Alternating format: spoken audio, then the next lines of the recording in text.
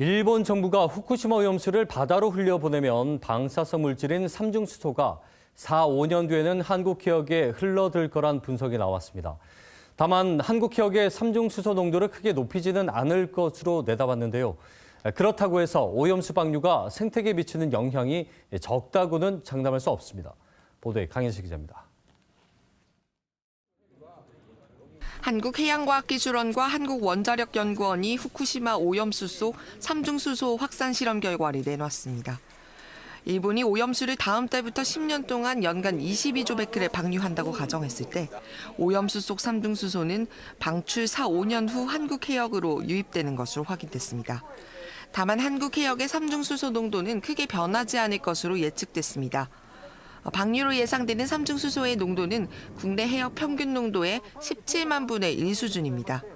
하지만 이번 연구는 해류의 움직임에 집중한 것으로 삼중수소가 생태계에 미치는 유해성이나 안전성은 다루지 않았습니다.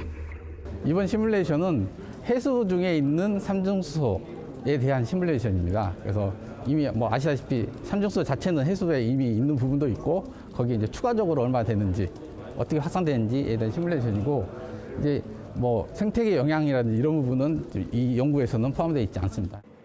또 삼중수소를 제외한 다른 방사성 물질의 영향은 조사하지 않았습니다. 도쿄전력이 2020년 12월 발표한 자료를 보면 오염수에서 방사성 물질을 제거하는 다핵종 제거 장치를 통해 8년 동안 정화를 해도 세슘과 스트론튬 등 다른 방사성 물질은 기준치 이상으로 나옵니다.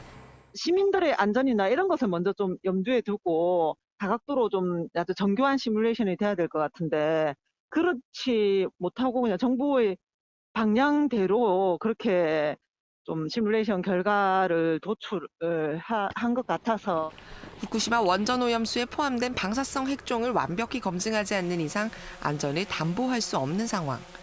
일본 정부가 아닌 우리 정부의 강화된 기준이 마련하고 오염수 방사성 핵종에 대해 더 면밀하게 검증해야 할 것으로 보입니다. KBS 뉴스 강예슬입니다.